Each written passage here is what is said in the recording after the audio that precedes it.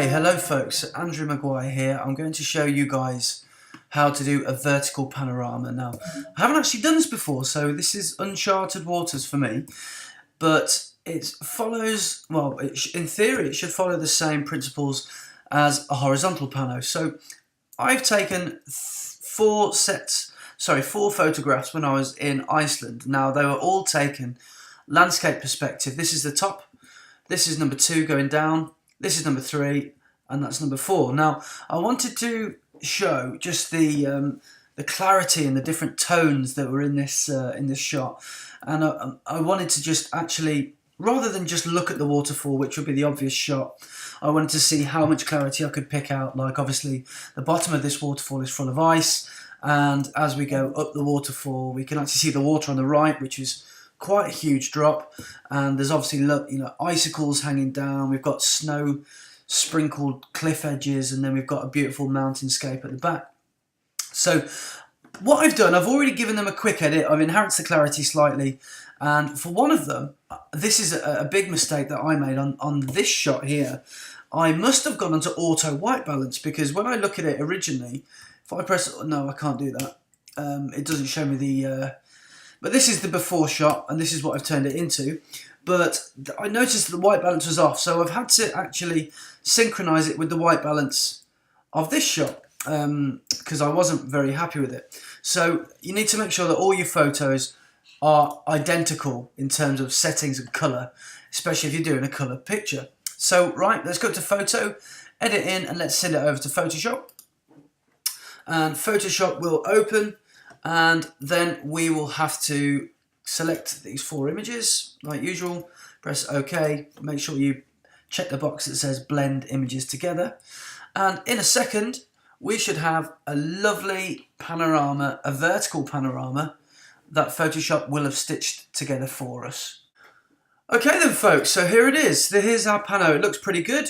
The angles I'm actually pleasantly surprised by the angle. Obviously, towards the top we've got the widest angle, because that's at almost head height shooting, and then as we go further down we can see that it does have an hourglass look to it, which is perfectly normal. Now, first thing I'm going to do, I'm going to flatten the image, so Command and E, and again, if you want to do that the long way around, you can go up to layer and do it manually, but the shortcuts really will help you out. Now, so now we've just got one layer. So now the next thing I need to do at this point, if I was doing a landscape, I'll probably look at the horizon, but I don't obviously need to worry about that because I'm shooting vertical. However, one thing I will worry about, but I'll do this in Lightroom, is the the actual vertical line. Is does my waterfall look like it's about to fall over? But I'm pretty happy with this, and what I'm going to do, I'm actually going to just make a little crop. So I want to keep in, I don't really want Photoshop to draw me a waterfall, so I want to use probably this area. I'm going to use as many pixels as I can, and there we go. So I'm just going to use this.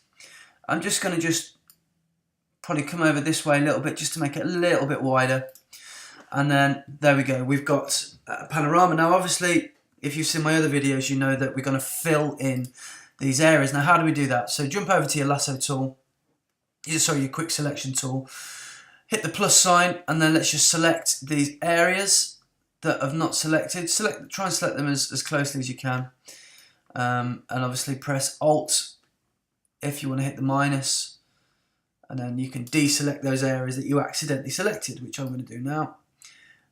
Now, I've chosen a very small brush here, because that must have been the last brush that I'd chosen to do. You can obviously thicken that up a bit and zoom in if you need to, which I think I will. So let's do that. Let's just beef that up a little bit.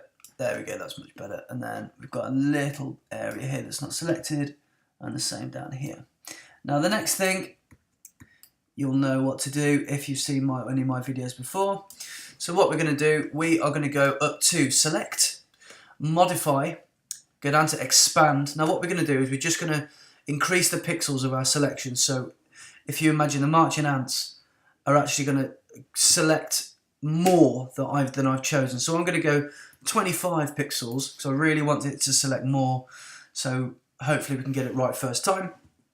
Now, if you hold Shift and hit delete or backspace, you'll see this little box come up, and then if you hit content aware, okay, you can let Photoshop do its thing, and normally fairly soon it should bring it up. Now if I just press Command and D, which is deselect, look at that, Photoshop's done a really good job.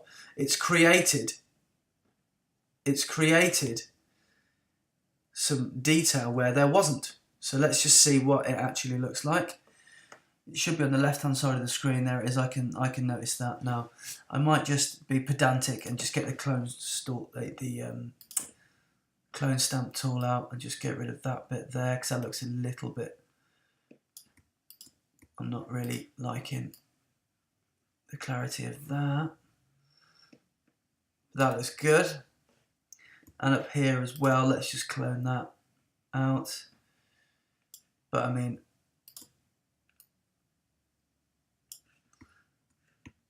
there we go. So that looks pretty impressive. So there we go. It's a vertical panorama. Now, okay. So now what we're going to do is save it. I'm sure you know how to do that. Won't patronise you. And then we're going to open up the image in Lightroom 5. So I'm going to jump over there, and I'll see you in what reality will be a second, but it will probably take me 5 minutes. Okay. So I've just imported my panorama back into Lightroom 5. As you can see, it's just right here. So, right, let's get on to actually editing this thing. So the first thing I'm going to do is drop in a graduated filter. So let's go over to that module, and let's put, we have to sort of diagonalize this, if that's a word. I'm going to have to kiss the top of the mountains as well. I'm going to have to leave a little bit of a deficit. So let's just work with that. Right, okay, so then let's move on to the actual top half of the image.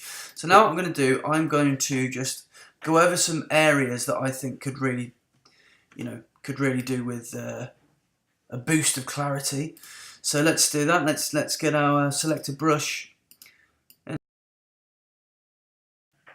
Okay, next thing I'm going to do is work with the water. So let's select a brush, and let's double click that, and let's just enhance the exposure, and I just want to try and just paint over it and make it a little whiter, try and make it as smooth as possible, because it's perhaps the most important part of this picture, and perhaps it's one of the least recognizable things, because it's, amongst others, it doesn't really stand out, because there's so much else, so many other things to look at.